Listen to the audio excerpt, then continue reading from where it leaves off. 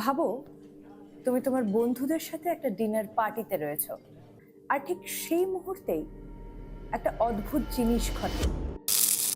তুমি খেয়াল করো যে তোমাদের এলাকা সম্পূর্ণ অন্ধকার হয়ে গেছে, আর এই অন্ধকারের উৎস খুঁজতেই ঠিক যেই তোমরা বাইরে পা বাড়াও, তোমাদের সামনে দেখতে পাও একদম নিজেকে।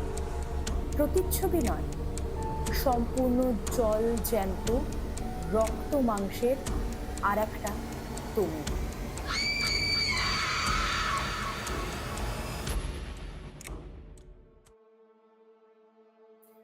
নমস্কার, আমি মেঘাঞ্জলি। দ্য মিস্ট্রি মেটসের তরফ থেকে আজকে চলে এসেছি নতুন একটা ভিডিও নিয়ে।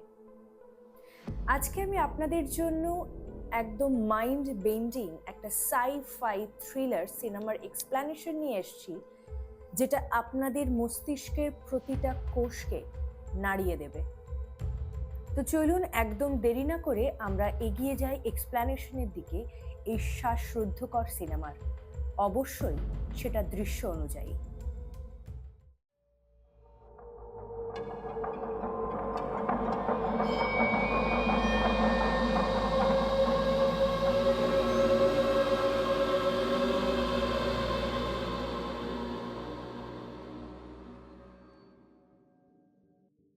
গল্পের শুরুতেই আমরা আমাদের গল্পের প্রধান চরিত্র এমিলিকে দেখতে পাই।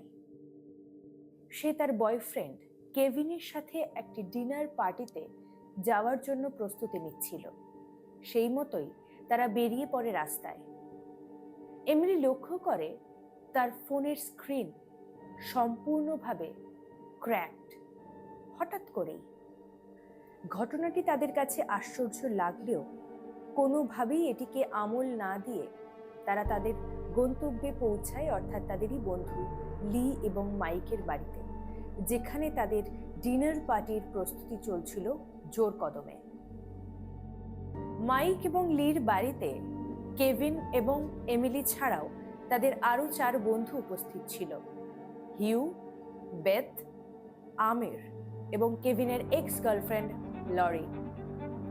সবাই যে যার মতো করে ডিনার পার্টিকে এনজয় করার চেষ্টায় ছিল, কিন্তু তাদেরই মধ্যে এমিলি এবং লরি এক অদ্ভুত অস্থিরতায় ভোগে। সেই অস্থিরতাকে কাটানোর জন্যই তারা বিভিন্ন রকমের আলোচনা নিয়ে ব্যস্ত হওয়ার চেষ্টা করে।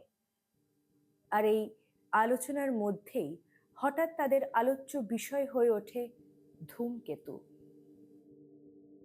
এরই মধ্যে এমিলি জানায় 1923 সালে এমন একটি ধূমকেতু এসেছিল, যেটা সেই মুহূর্তে একটি শহরের প্রত্যেকটি মানুষের আচরণ বদলে ফেলেছিল।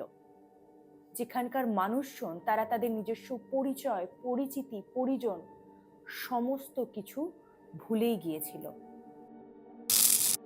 ডিনার এবং আড্ডার মাঝখানেই তাদের হঠাৎ ইলেকট্রিক কাট অফ হয়। স্বাভাবিকভাবেই চারিদিকে ঘুটঘুটে অন্ধকার।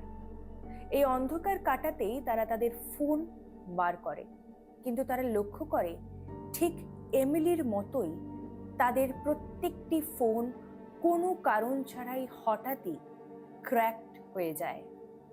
এই ব্যাপারটি তাদের কাছে আশ্চর্যজনক হলেও তারা বাইরে বেরিয়ে জিনিসটিকে খোঁজার চেষ্টা করে, এবং পুরো এলাকা অন্ধকার থাকা সত্ত্বেও তারা লক্ষ্য করে তাদের বাড়ির থেকে খানিকটা দূরেই শুধুমাত্র একটি মাত্র বাড়িতেই আলো জ্বলছে। হিউ এবং আমির সিদ্ধান্ত নেয় সেই বাড়িতে গিয়ে সাহায্য চাওয়ার। সেই মতো তারা বেরিয়েও পড়ে, কিন্তু কিছুক্ষণ পর তারা যখন ফিরে আসে, তারা সম্পূর্ণরূপে বিধ্বস্ত। শুধু তাই নয়, হিউয়ের মাথায় রক্তের দাগ। আর সব থেকে হাড় হিম করা ব্যাপার হলো, হিউ যখন এই সমস্ত ঘটনার বিবরণ দেয়, তখন প্রত্যেকেরই শির দ্বারা বেয়ে ঠান্ডা স্রোত বয়ে যায়। হিউ জানায় সে যখন ওই বাড়িতে সাহায্যের জন্য যাচ্ছিল, সে জানলা দিয়ে দেখতে পায় তাদেরই মতো অবিকল 8 জন বন্ধু ডিনার পার্টিতে মশগুল হয়ে রয়েছে। সেই বাড়ি থেকে ফেরার পথে আমির বাইরে থেকে একটি বক্স নিয়ে আসে। সেই বক্সটা যখন সকলের সামনে খোলা হয় এবং বক্সের মধ্যে যা ছিল প্রত্যেকে সেটা দেখে অবাক হয়ে যায়। এমিলি লক্ষ্য করে যে তার মধ্যে কয়েকটি পিং পং প্যাডেল এবং তাদের ৮ জনেরই ছবি রয়েছে। এমিলি লক্ষ্য করে প্রত্যেকটি ছবির পেছনেই একটি নাম্বার লেখা রয়েছে। শুধু তাই নয়, সে এটাও দেখে যে সেই নাম্বারের হাতের লেখাটি তার নিজেরই। কিন্তু আশ্চর্যের বিষয় এটাই, তার স্পষ্ট মনে রয়েছে যে এই নাম্বার সে কখনোই লেখেনি। আর এই বিষয়টি আরো ভৌতিক আকার ধারণ করে। আর একের পর এক এই ঘটনাই তাদেরকে আরো বেশি কৌতূহলী করে তোলে। এই পর্যায়ে হিউ তার ভাইয়ের লেখা একটি ফিজিক্সের বইয়ের থেকে একটি তথ্য সবাইকে পড়ে শোনায়, যার নাম শ্রোডিঙ্গারস ক্যাট। সহজ ভাষায় তত্ত্বটি হলো, একটি বাক্সের ভেতর একটি বিড়াল এবং বিষাক্ত গ্যাস রাখলে যতক্ষণ না আপনি বাক্সটি খুলছেন ততক্ষণ বিড়ালটি একই সাথে জীবিত এবং মৃত দুই অবস্থাতেই থাকতে পারে। অর্থাৎ ভিন্ন দুটি বাস্তবতা একসাথে অবস্থান করছে। বন্ধুরা বুঝতে পারে যে এই ধূমকেতুর কারণে তাদের বাস্তবতা ভেঙে গেছে। বাইরে অন্ধকারে বের হলেই তারা একটি ভিন্ন মহাবিশ্বে বা প্যারালেল ইউনিভার্সে প্রবেশ করছে। যে বাড়িটিতে আলো জ্বলছে সেটি আসলে অন্য কোনো বাড়ি নয়, সেটি তাদেরই বাড়ির অন্য একটি ভার্সন। নিজেদেরকে অন্য মহাবিশ্বের নিজেদের হাত থেকে আলাদা করে চেনার জন্য তারা নীল রঙের গ্লো স্টিক হাতে নেয়। কিন্তু কিছুক্ষণ পরে তারা আবিষ্কার করে তাদেরই দলের কিছু মানুষ যারা বাইরে গিয়েছিল তারা ফিরে আসার সময় লাল গ্লো স্টিক নিয়ে ফিরেছে। এর মানে হলো বর্তমানে এই ঘরের ভেতর যারা আছে তারা সবাই একই ইউনিভার্সের নয়। কেউ কেউ অন্য ইউনিভার্স থেকে এসে এই ঘরে ঢুকে পড়েছে এবং আসল মানুষগুলো হয়তো অন্য কোনো ইউনিভার্সের ঘরে চলে গেছে। পরস্পরের প্রতি অবিশ্বাস, রাগ এবং সন্দেহ বাড়তে থাকে। ব্ল্যাকমেল, মারামারি সব মিলিয়ে পরিস্থিতি সম্পূর্ণ নিয়ন্ত্রণের বাইরে চলে যায়। এমিলি বুঝতে পারে যে এই ঘরে থাকা মানুষগুলো একে অপরকে খুন করে ফেলবে। সে এই বিশৃঙ্খলা থেকে বাঁচতে চুপচাপ ঘর থেকে বেরিয়ে পড়ে। অন্ধকার রাস্তায় হাঁটতে হাঁটতে সে একাধিক বাড়ির জানলা দিয়ে উঁকি দেয়। সে দেখে প্রতিটি বাড়িতেই তাদের অন্য ভার্সনরা ঝগড়া করছে বা বিপদে আছে। অবশেষে সে এমন একটি বাড়ি খুঁজে পায় যেখানে কোনো কারেন্ট যায়নি, কেউ বাইরে বের হয়নি এবং সবাই আনন্দের ডিনার উপভোগ করছে।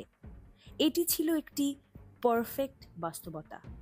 এমিলি সিদ্ধান্ত নেয় যে সে এই সুখী জীবনেই থাকবে।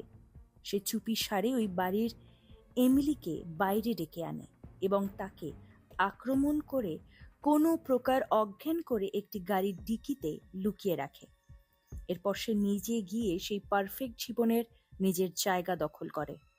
এতটা শারীরিক এবং মানসিক ধকলের পর এমিলি এতটাই ক্লান্ত হয়ে পড়ে যে সে নিজেকে ধরে রাখতে না পেরে অজ্ঞান হয়ে যায়। পরের দিন সকাল, ধূমকেতু চলে গেছে, সবকিছু স্বাভাবিক হয়ে গেছে বলে মনে হচ্ছে। এমিলি সোফায় ঘুম থেকে ওঠে এবং কেভিন তাকে আদর করে কফি দেয়। এমিলি ভাবে সে সফল হয়েছে, সে একটি শান্ত বাস্তবতায় চলে এসেছে। কিন্তু তখনই কেভিনের মোবাইল বেজে ওঠে। কেভিন ফোন ধরে অবাক হয়ে যায়, কারণ ফোনটি করেছে স্বয়ং এমিলি। কেভিন ফোন হাতে নিয়ে তার সামনে দাঁড়িয়ে থাকা এমিলির দিকে অদ্ভুত দৃষ্টিতে তাকায়। এমিলি বুঝতে পারে আসল এমিলি হয়তো ডিকি থেকে বেরিয়ে এসেছে এবং কেভিনকে ফোন করেছে। ধরা পড়ে যাওয়ার চরম আতঙ্কে এমিলির মুখ ফ্যাকাশে হয়ে যায়। আর ঠিক এই সাসপেন্সেই সিনেমাটি শেষ হয়। তো বন্ধুরা, এই ছিল কোহেরেন্স সিনেমার মাথা ঘোরানো গল্প। সিনেমাটি আমাদের শেখায় যে আমাদের প্রতিটি ছোট সিদ্ধান্ত কিভাবে একটি নতুন বাস্তবতার জন্ম দিতে পারে। এই সিনেমায় প্রচুর কিছু ইন্টারেস্টিং থিওরি এবং ডিপ মিনিং রয়েছে, সেটির বিষয় এখন আমরা আলোচনা করব। কোহেরেন্স আসলে কি? আকাশে একটি ধূমকেতু যাওয়ার সময় বাস্তবতার গঠন ভেঙে যায়। একই রাতে একাধিক সংস্করণ একসাথে ঘটতে থাকে। চরিত্ররা অজান্তেই এক বাস্তবতা থেকে আরেকটিতে চলে যায়।